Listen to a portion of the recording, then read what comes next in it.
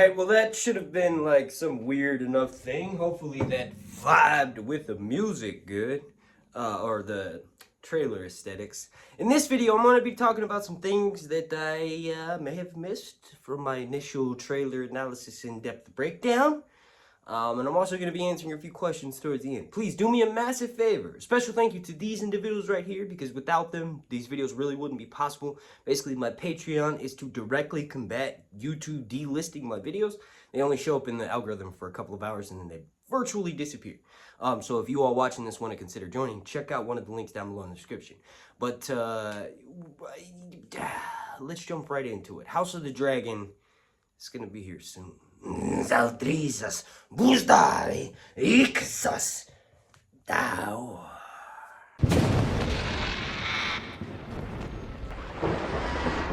Okay, so the first thing that I forgot to sort of mention is that Rhaenyra's necklace.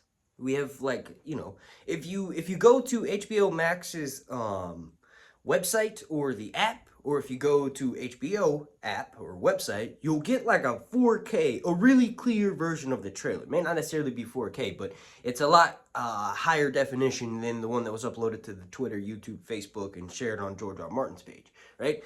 So when you do that, you could actually see close-up details of Rhaenyra's necklace. And she's actually got a sigil for House Aaron, House Lannister. I think there is a House Stark, and even a Targaryen sigil up there, along with a Dornish sun.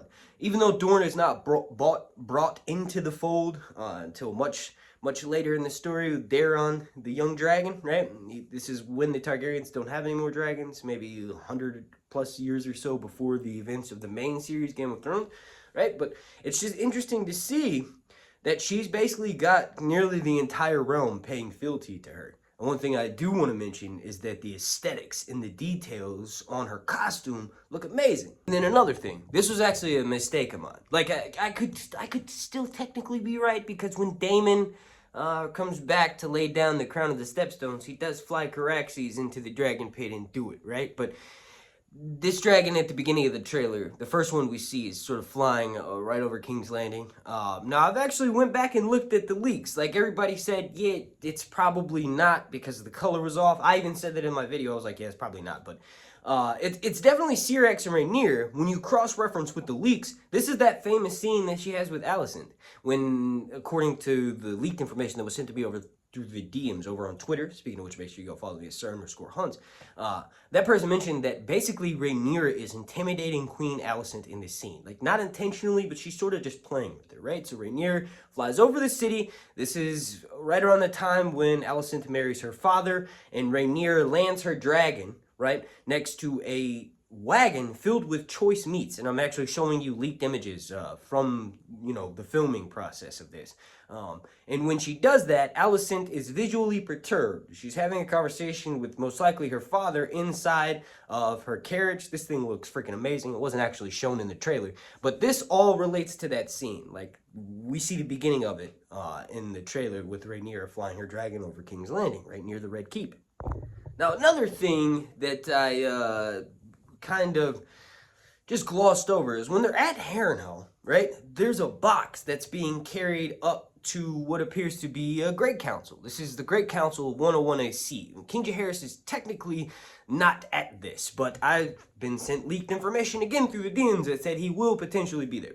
Regardless of the case, this is most likely the vote. They vote on who should be the next heir. And when they do this, obviously Viserys is chosen. One of the things that I thought it could potentially be was gold, right? So they're going to go pay fealty. Maybe the king is making a stop at Harrenhal, right? So in Rhaenyra's youth, or I should say rather at this time, Harrenhal is held by the Strongs. But in Rhaenyra's youth, she loses Criston Cole as her champion, right? When he finds her and Daemon in bed and she's giving her maidenhead to Daemon, all the while being manipulated by Daemon into learning how to please him. Like, this is Mushroom's version of the story, but it just makes the most sense, especially since how the trailer's showing. Speaking of which, why was Mushroom not in the trailer? I hope they don't leave him out of the show. That'd be a massive fucking mistake. He needs to be a part of the show. He's like integral to this part of the story. He actually survives the dance and later, you know, recounts his tale of it.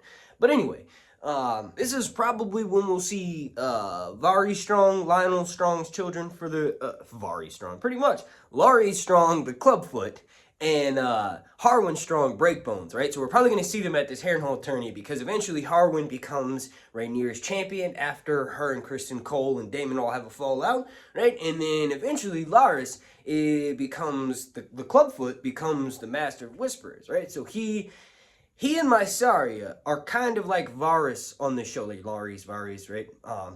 But they're different. And it'll be interesting to see because we don't have nearly as much information about the two of them. It'll be interesting to see how the show decides to depict them. But they're basically amalgamations of Varys, Melisandre. You'll get that if you listen to the audiobooks. And maybe just something new altogether. Like, she's wearing a white dress and it's got weirwood roots on it. Mysaria, I mean. I'm showing you images of it right now. So she could have some sort of connection to the old gods. Those could also be like veins for the fact that she's called Misery the White Worm. We'll find out when the actual, either next trailer drops or the actual show drops. You all let me know what you think about that down below in the comment section. Now, the next thing that I want to talk about is in 105 AC, right? Sort of the main focus of the trailer is Daemon stealing an egg from Dragonstone. We see him put it over a brazier to sort of heat it up to sort of, I guess, activate the egg, right? It doesn't necessarily crack it. The egg kind of has to crack on his own. He's planning on giving it to Mysaria so she can put it in their child's cradle. And eventually he'll have a dragon rat. But around this time, Daemon actually claims his uncle Aemon's dragon, Caraxes. So he could be doing that at Dragonstone. And there's a potential that he hasn't done it yet. And we might get to see him actually claiming Caraxes. Is pretty badass. Like, we definitely are having a lot of time jumps in this. Like, we're going to be covering multiple periods of the lead up to the dance and all that. But the dragon that he actually sees when he lays the torch on the ground probably isn't Caraxes. Like I had initially said, is that Vhagar? Like, jokingly, right? That's not, right? The dragon's too small and looks exactly like Game of Thrones Season 6 Drogon. If I had to guess, that's probably one of the wild dragons, now that I've thought about it, on Dragonstone. In specific, Cannibal is literally a fucking cannibal, and he used to eat dragonlings and dragon eggs. So hatchlings, tiny little baby dragons, and actual dragon eggs. He would sneak into the caves in Dragonstone and fucking eat them. So that's probably who this is, and that would make sense as to why he's acting ferocious towards Daemon, because he is very much a wild dragon. It would be interesting to see if Daemon's Targaryen blood doesn't necessarily help him. And that could still potentially be correct. So he's just looking super dark in a cave.